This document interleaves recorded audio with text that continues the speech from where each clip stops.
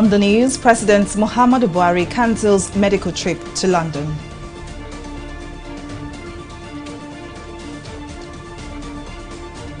DSS invites Sheik Gumi for questioning.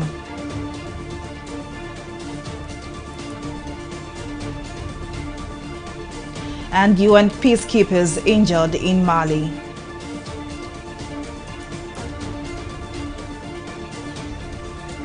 Glad to have you join us on News Now. I am Folashade Ogurinde. President Muhammadu Buhari has cancelled his medical follow-up trip to the United Kingdom as earlier scheduled. A special advisor on media and publicity, Femi Adesina, revealed this in a statement on Friday. According to Adesina, who did not give reasons for the cancellation, a new date will be announced in due course. President Muhammadu Buhari has expressed his satisfaction with the progress made by the National Caretaker Extraordinary Convention Planning Committee of the All Progressives Congress, APT. While receiving a report from the committee, President Buhari noted that through its efforts, the APC has been well positioned for future elections. Our correspondent Adekunle tells us more.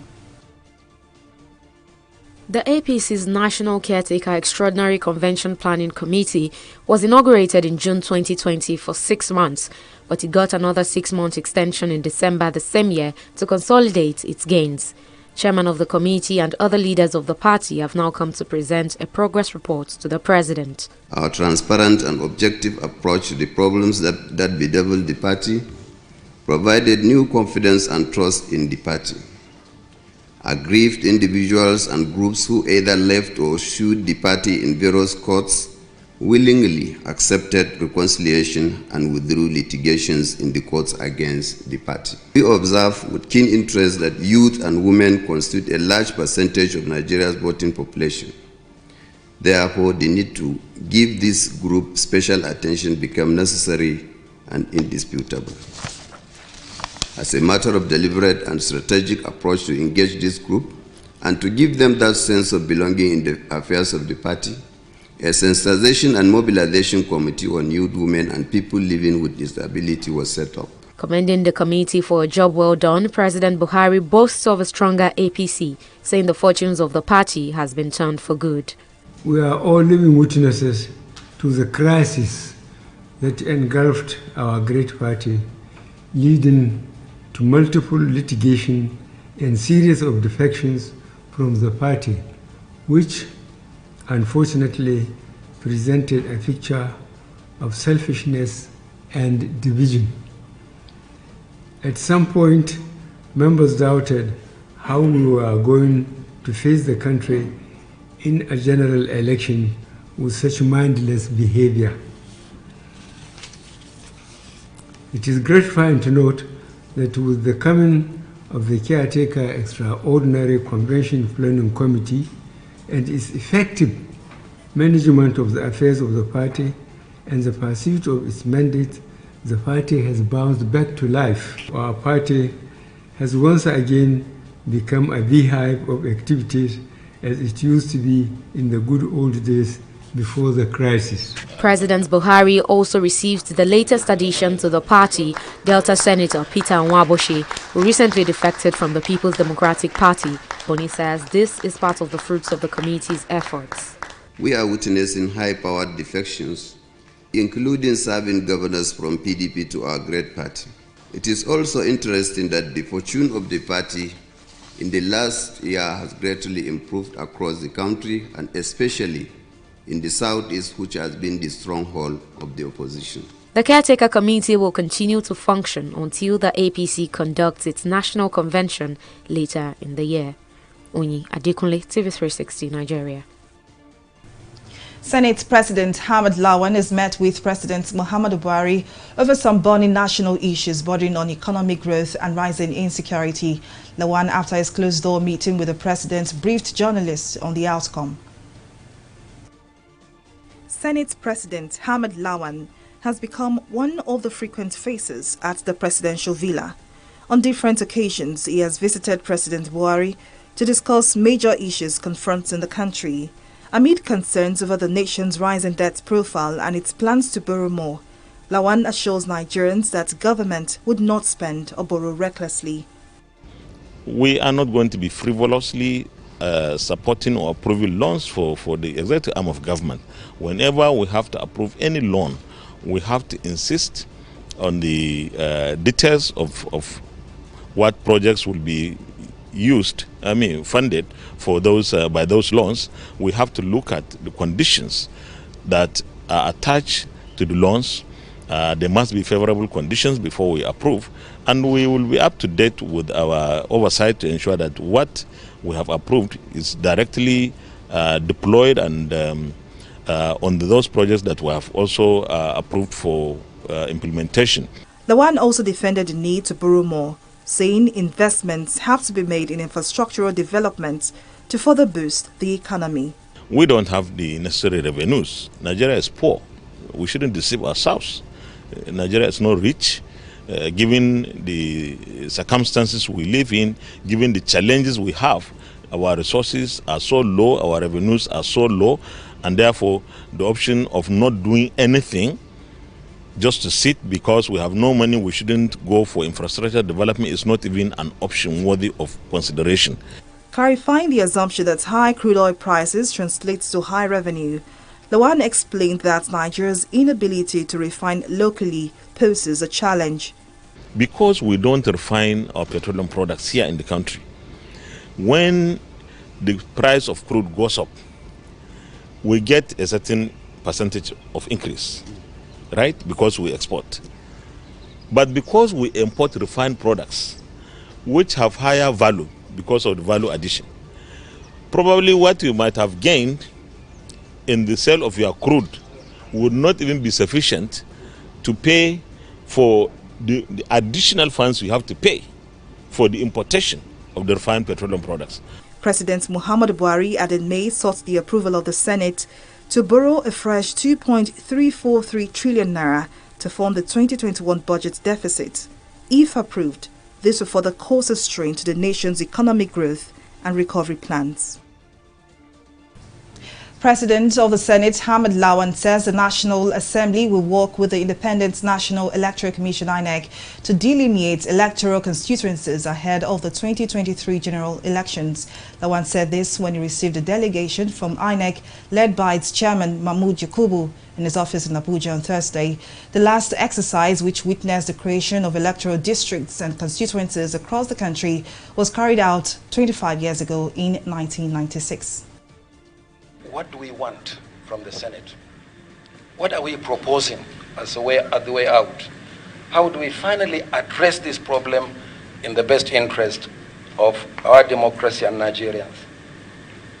The Commission believes that the National Assembly and INEC working together can solve this problem.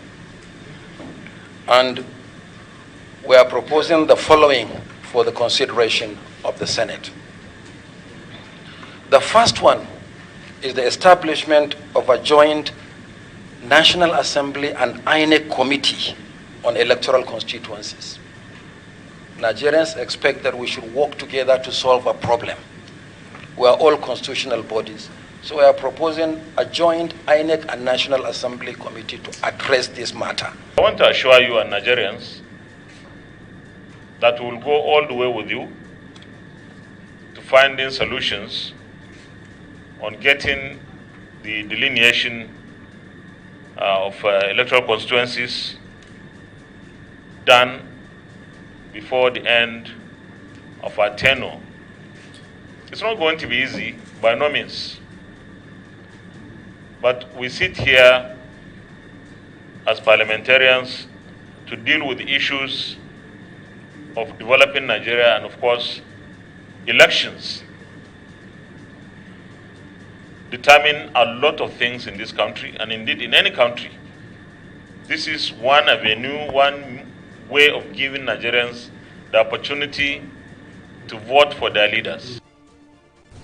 The Nigerian Senate is considering the bill for the establishment of the Federal University of Medical and Environmental Sciences in Ekiti.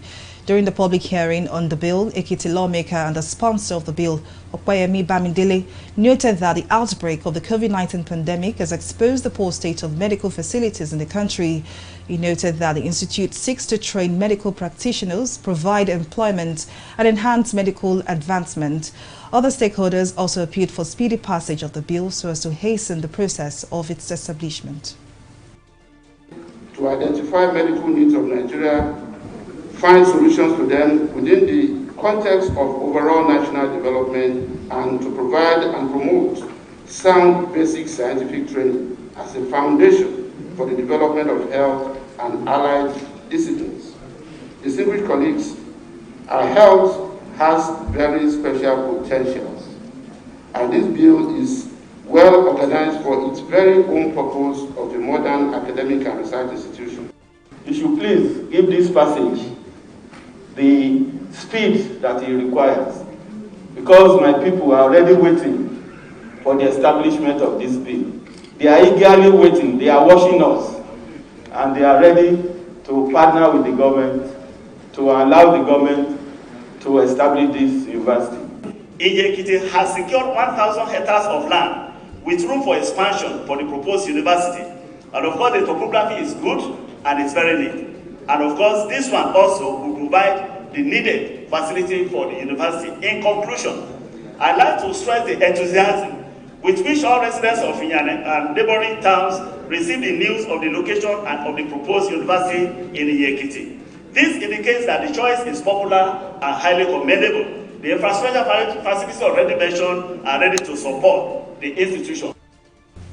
Moving on, the Minister of State for Labour and Employment, Festus Keyamo, has announced that the federal government has paid 24 billion naira to 413,630 beneficiaries of the Special Public Works Scheme.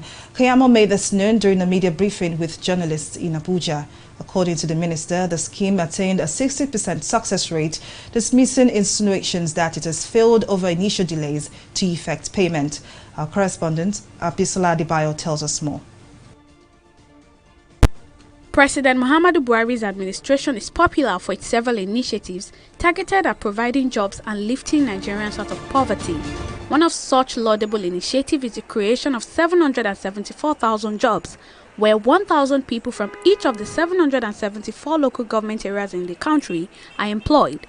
Giving updates on the progress of the initiative, Minister of State for Labour and Employment Festus Keyamo says 24 billion naira has so far been paid to over 400,000 beneficiaries. We have paid 413,630 persons out of the 774,000. So we've achieved about 60% of the 774,000 as at this morning. I repeat the figure. We paid 413,630 persons as at this morning. And this one, all of these people have received 60,000 naira each. And the total we have paid, this 413,000 is 24 billion 817,800 naira. Actual money given to Nigerians and in their pockets for them to cushion the effect of post-COVID, the post-COVID effect. The minister lamented that despite attempts to ensure due diligence in the process, some fraudulent Nigerians opened multiple bank accounts to defraud the system. We discovered that you had a situation where 5 different names on the list of a local government, we have one BVN account appearing in those 5 different names. Because most of these people in the localities, they don't understand how BVN works. So they went ahead and opened different accounts with different names, hoping to receive, that person will receive, for example, 100,000 naira per month, 5 different accounts. Instead of 60,000, he will receive 300,000 for 3 months and deprive other Nigerians of the stipends. According to reports, 43% of Nigerians, which is an estimate of 89 million people, live below the poverty line. To tackle this, Keyamo says the intervention program has been approved by the government to become a yearly scheme. As part of the larger, broader poverty reduction strategy of the federal government, this program has been approved in the last, FEC, 4 weeks ago or 5 weeks ago, FEC. The memo was brought by Federal Minister of Finance. This is one of the various programs that the government will be implementing every year. So in fact, we have approved it. Depending on availability of funds, it will now become a bi-yearly or yearly affair every year now. So people will always wait, they will come into these nets. While the federal government has promised to lift 100 million Nigerians out of poverty in the next 10 years, job creation initiatives such as these might be the solution. Abisola Adibere, TV360, Lagos. The Department of State Services says it has invited Kaduna-based cleric Sheik Gumi for questioning to aid an ongoing investigation. DSS spokesman Peter Afunaya, who confirmed the invitation, said it is not out of place for the service to invite any person of interest, but did not reveal the reason why Gumi was invited for questioning. Gumi was recently been outspoken on the issue of banditry in Nigeria. In a recent interview, said amnesty should be extended to bandits who he says have been forced into criminality due to government neglect. He also alleged that some military operatives actively connive with bandits to wreak havoc on the country. We'll take a break here, but still to come, FAC shares 605 billion naira in June, 11 billion naira less than May disbursements.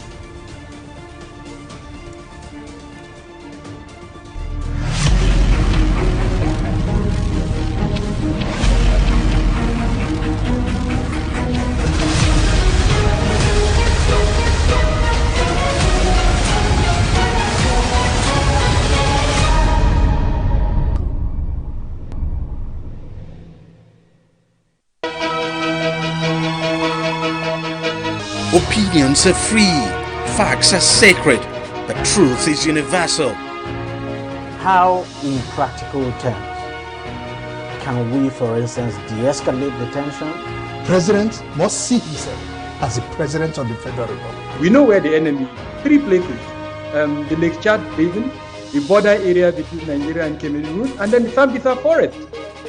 On TV360, we give you a complete dose of everything.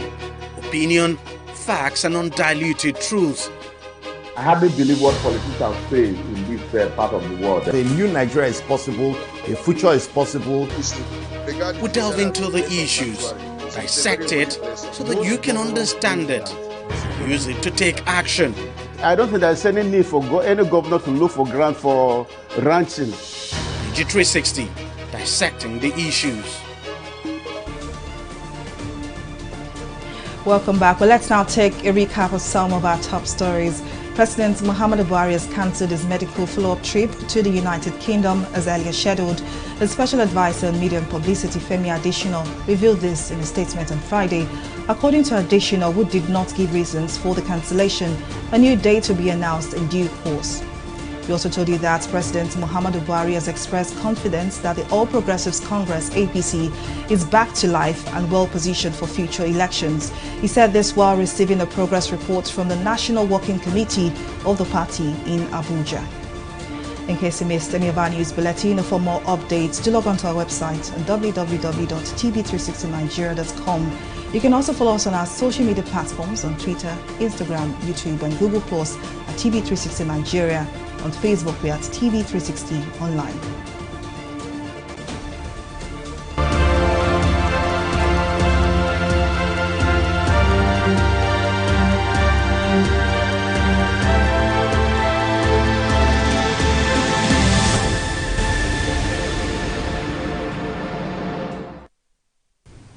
Nigeria recorded 26 new cases of COVID-19, raising the infection tally to 167,401.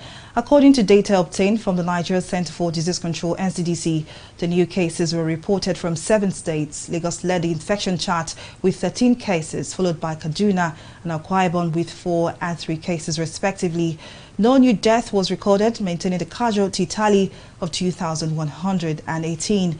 Meanwhile, the federal government has announced an extension of the deadline for the administration of the second dose of vaccinations. According to the Executive Director of the National Primary Healthcare Development Agency, Faisal Shuaib, vaccinations were supposed to end on June 25, but were extended on July 5th. Speaking at a press conference in Abuja on Thursday, he explained that the need for the extension was due to time constraints caused by various economic and social engagements. We take a break here and return with more stories in business. To stay with us.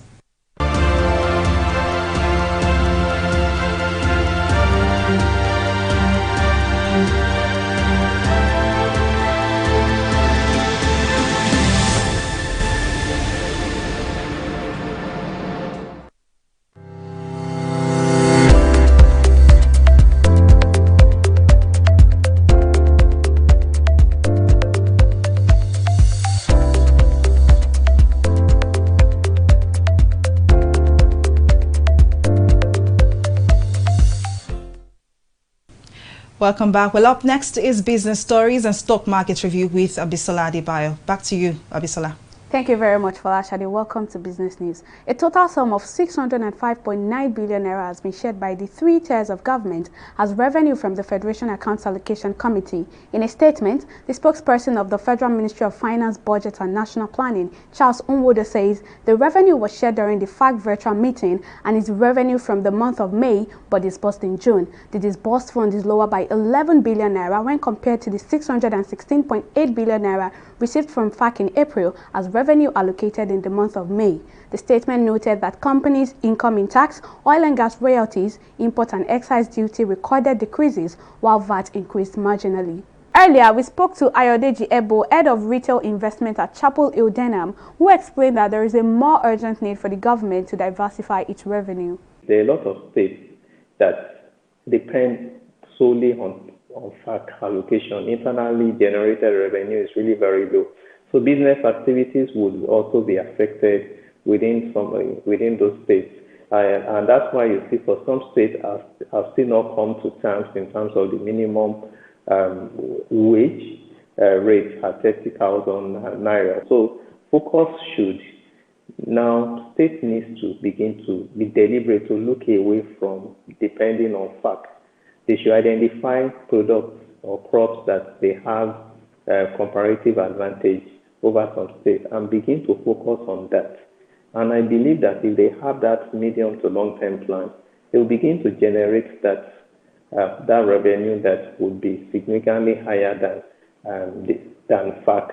And at the federal level, there would need to just be that reduction. They will need to the cost of governance still remains very high. Recurrent expenditure, even when you look at non-debt, is close to 60%. So that still remains very high. So for us to be able to see that meaningful impact or to see that increase in FAC allocation, we know that there needs to be a gradual removal of subsidies. We'll take a pause here and return with stock market review.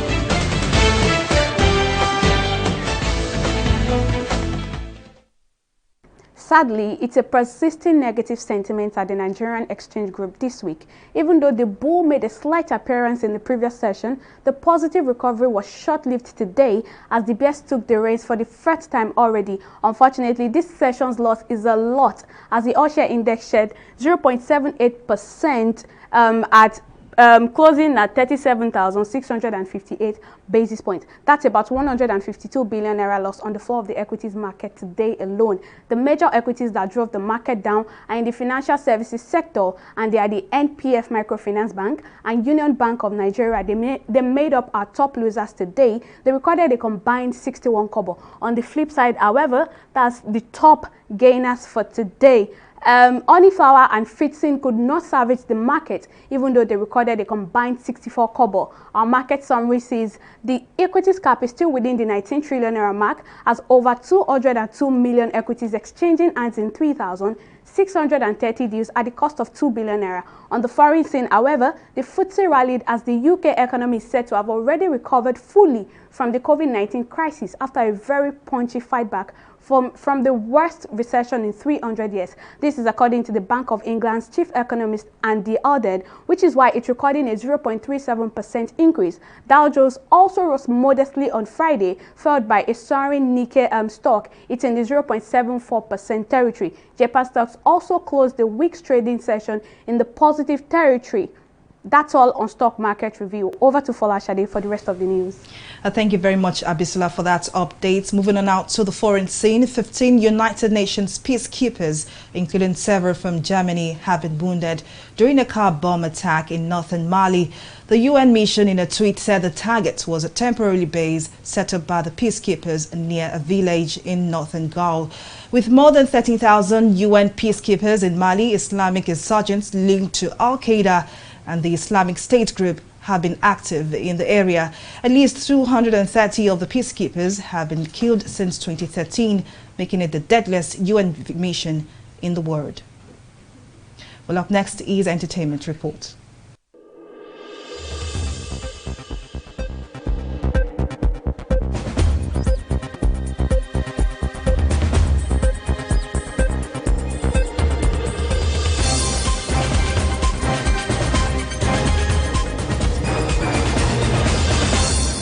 The 6th episode of the Big Brother Naija reunion show was one of the most shocking and emotionally intense episodes yet. Almost all the housemates lost their cool as Katrina once again took the center stage in controversial circumstances. This led to a very shocking brawl between Kaisha and Lucy, which happened so fast that viewers and their fellow housemates did not see it coming. The drama started when the two reality stars engaged in a heated war of words over Kaisha's mom. The disagreement, however, eventually degenerated to the point where Lucy slapped Kaisha on the live show. Moving on, congratulations are in order for Nigerian singer Peter Okoye, popularly known as Mr. P, who recently bagged an honorary doctorate degree from Eskai Benin University, Benin Republic. Mr. P was awarded for his contribution to dance and music, as well as his support for the youth in the entertainment industry. The music star took to his Instagram page on Thursday where he announced the big news. Okoye joins veteran dancer Kafi on the growing list of celebrities who have bagged doctorate degrees from the same university. A big hearty congratulations to Mr. P. That's all we have for you on entertainment segment of News Now.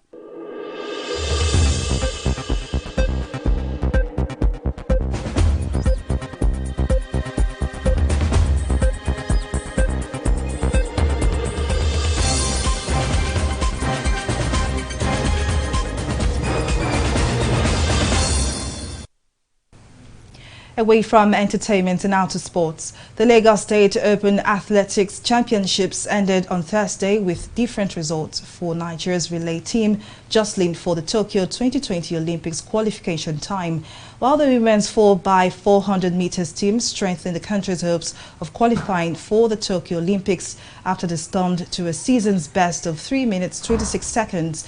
The men's 4x400 meters and 4x100 meters athletes were unable to meet the Olympics qualification standard.